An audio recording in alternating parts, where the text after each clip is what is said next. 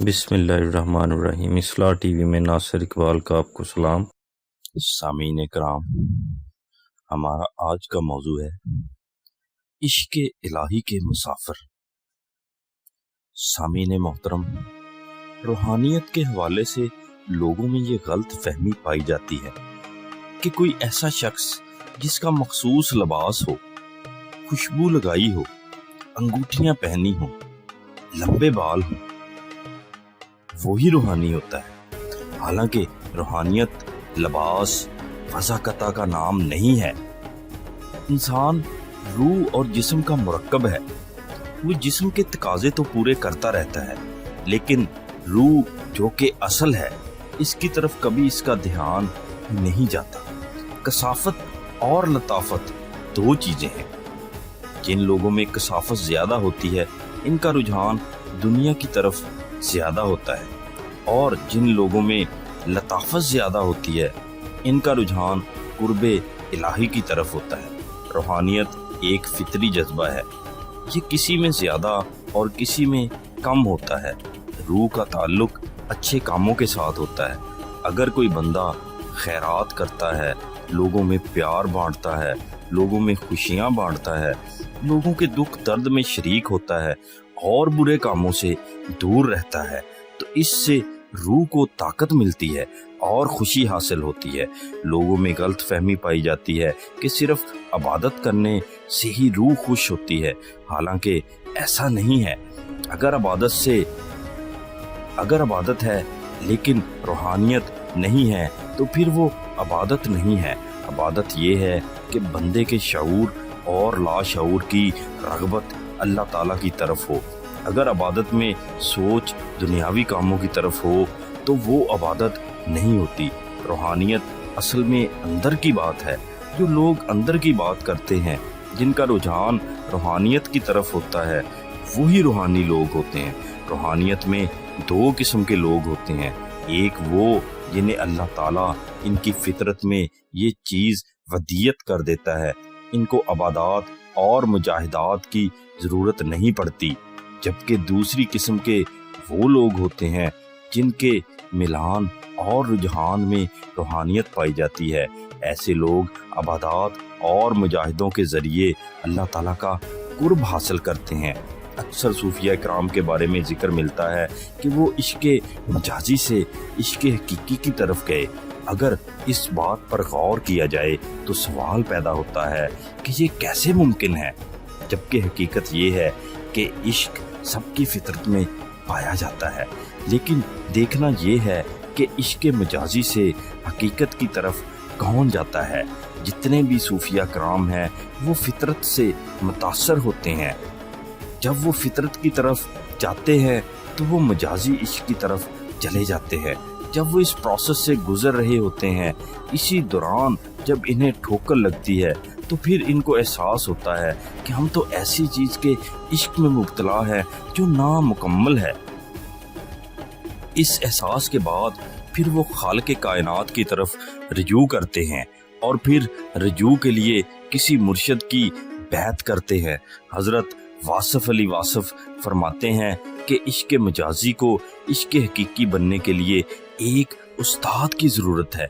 अल्लाह ताला की मोहब्बत दुनिया का वाहिद ज़ायका है, जिसे लग जाए वो दुनिया से आज़ाद हो जाता है। जिन लोगों ने ये ज़ायका चखा होता है, वो सूफिया कहलाते हैं। रुसल कहता है, अगर आप किसी इंसान में इंसानी खूबियों का नुक्ता अरूज देखना चाहते हैं, तो आप किसी अहले तसव्वुफ से मिलें।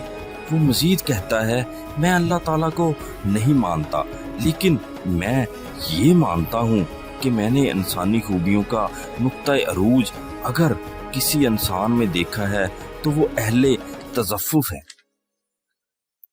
पैटमोर के मुताबिक तसव्वुफ के बारे में जानने के लिए पहले बंदे को इस तजर्बे और इस कैफियत से गुजरना पड़ेगा, क्योंकि अगर किसी ने बनफ्शे का फूल नहीं सूंघा, तो वो बनफ्शे की खुशबू नहीं बता पाएगा।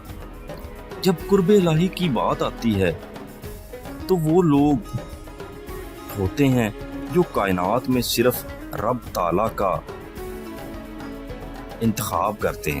وہ اپنے جسم اور روح کو ہر اس چیز سے پاک کر لیتے ہیں جسے اللہ تعالیٰ ناپسند کرتا ہے، اور اپنے جسم اور روح کو ہر اس چیز سے مزین کر لیتے ہیں جنہیں اللہ تعالیٰ پسند کرتا ہے۔ جو عشق الہی کا مسافر ہوتا ہے وہ اللہ تعالیٰ کو سب سے پہلے رکھتا ہے، باقی چیزوں کو پیچھے چھوڑ دیتا ہے۔ عشق الہی کا مسافر اللہ تعالیٰ کو حاصل کرنے کے لیے عبادات و مجاہدات کرتا ہے اور ہر وہ کام کرتا ہے جس سے اللہ تعالیٰ راضی ہوتا ہے، کیونکہ اللہ تعالیٰ جس سے راضی ہوتا ہے اس کے متعلق ارشاد باری تعالیٰ ہے کہ جب تم میرے ہو جاتے ہو تو پھر تم نہیں رہتے، تمہارا بولنا میرا، تمہارا چلنا میرا، تمہارا اٹھنا میرا اور تمہارا بیٹھنا میرا ہو جاتا ہے۔ اللہ تعالیٰ مزید فرماتے ہیں کہ جب میں کسی سے راضی ہو جاتا ہوں تو میں کائنات کی مخفی قوتوں کو حکم دے دیتا ہوں کہ میرے بندے کے ہم رکاب بن جاؤ۔ خوش قسمت ہوتے ہیں وہ لوگ جن کے اندر یہ طلب پائی جاتی ہے۔ قرآن پاک میں اللہ تعالیٰ مختلف جگہوں پر یوں فرماتے ہیں کہ بے شک میرے ذکر سے تمہارے دلوں کو اطمینان ملے گا۔ ایک اور جگہ اللہ تعالیٰ کا ارشاد باری ہے، تم مجھے یاد کرو میں تمہیں یاد کروں گا۔ میرے نام بہت خوبصورت ہے، مجھے میرے ناموں سے پکارو۔ پھر ایک جگہ اللہ تعالیٰ کا ارشاد گرامی ہے، میرا ذکر کثرت سے کرو تاکہ تم فلاح پا جاؤ۔ سارے مسائل کا حل قرآن پاک میں موجود ہے۔ ہمیں چاہیے کہ ہم اللہ پاک کو اس کے خوبصورت ناموں سے پکاریں اور صوفیہ کرام کے فلسفے کے تحت اللہ تعالیٰ کے در پر بار بار دستک دیں، اس کو بار بار یاد کریں، اس کے ناموں سے پکاریں۔ سورہ مؤمنون میں اللہ باری تعالیٰ فرماتا ہے، مجھے پکارو میں تمہاری دعا قبول کروں گا۔ ہمارا معاشرہ شدید مایوسی، نا امیدی اور ڈپریشن سے بھرا پڑا ہے۔ اس کا حل یہ ہے کہ اللہ تعالیٰ سے رابطہ استوار کیا جائے، جس سے ڈپریشن خود ہی دور ہو جاتا ہے۔ جو لوگ اللہ تعالیٰ کا ذکر کرتے ہیں اور ان پر اپنا آپ کھل جاتا ہے۔ چنانچہ حضرت بابا بلے شاہ فرماتے ہیں، جنہیں بیت پایا کلندر دا او پیتی ہویا اندر دا۔ حضرت سلطان باہو فرماتے ہیں، اے تن تیرا رب سچے دا حجرا، اتھے پا فقیرہ چاہتی ہوں، نہ کر منت خاص خزردی، تیرے اندر آپ حیاتی ہوں۔ حضرت عیسیٰ فرماتے ہیں، تمہارا جو من ہے اس کے اندر ایک کائنات آباد ہے۔ حضرت مولانا روم فرماتے ہیں، اگر تو انبیاء کرام اولیاء کرام کی زیارت کرنا چاہتا ہے تو اپنے باطن کو دیکھ۔ اللہ تعالیٰ بہت رحیم ہے، اس نے ہمارے اندر شر اور خیر دونوں رکھ دی ہیں۔ انسانی جسم پر جب نفس اور شر غالب آتا ہے تو پھر اس کا رجحان غلط کاموں کی طرف ہو جاتا ہے، لیکن جب کسی انسان پر شر کی بجائے نیکی غالب ہو تو وہ محبت کرتا ہے، پیار کرتا ہے، بھلائی کرتا ہے۔ صوفیہ کرام اپنے اندر کے شر کی طاقتوں کو مار کر بھلائی کی قوت کو غالب کرتے ہیں، جسے تزکیہ نفس کہا جاتا ہے۔ جب بندہ اللہ تعالیٰ کی محبت میں مبتلا ہوتا ہے تو وہ ہر اس چیز سے پیار کرتا ہے جو اس نے بنائی ہے۔ جب بندہ ذکر الہی کرتا ہے تو اللہ تعالیٰ اس کے وجود کو راحت عطا کرتا ہے، ان کے دل میں خدمت خلق کا جذبہ ڈال دیتا ہے۔ درویش کائنات کے سب سے خوبصورت لوگ ہوتے ہیں، ان کے دل میں ایک تڑپ ہوتی ہے، ایک احساس ہوتا ہے۔ جب وہ کسی دکھی کو دیکھتے ہیں تو ان کو گلے لگا لیتے ہیں اور تسلی دیتے ہیں۔ اللہ تعالیٰ ایسے لوگوں کو خاص قوت برداشت عطا کرتا ہے، وہ کسی کو تکلیف میں دیکھ کر اس کی تکلیف دور کرتے ہیں۔ برِ صغیر میں ہندوانہ کلچر ہونے کی وجہ سے تصوف کو بہت غلط رنگ دے دیا گیا ہے۔ یہاں پر سمجھا جاتا ہے کہ صرف تعویذ گنڈے کا نام ہی تصوف ہے۔ اس غلط رنگ کی وجہ سے ہر دوسرے شخص کو شک رہتا ہے کہ مجھ پر جادو ہو گیا ہے، حالانکہ یہ وہم اور ڈپریشن کی ایک شکل ہے۔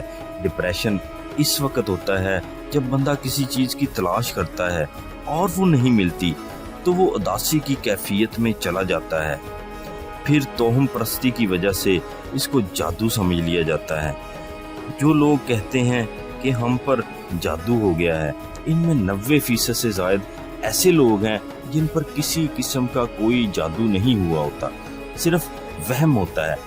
10% ایسے لوگ ہیں جنہیں شیطانی قوتیں تنگ کرتی ہیں۔ اللہ تعالیٰ نے اس کائنات میں انسانوں سے پہلے جنوں کو پیدا کیا تھا۔ جنوں میں جو غیر مسلم ہیں بعض اوقات وہ انسانوں کو تنگ کرتے ہیں۔ ان کا تناسب بھی 1% سے کم ہے۔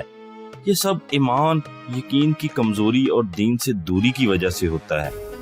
جب اللہ تعالیٰ ترجیح اول ہوگا، اس سے محبت ہوگی، تو پھر ہر قسم کے وہم اور خوف سے آزادی مل جائے گی۔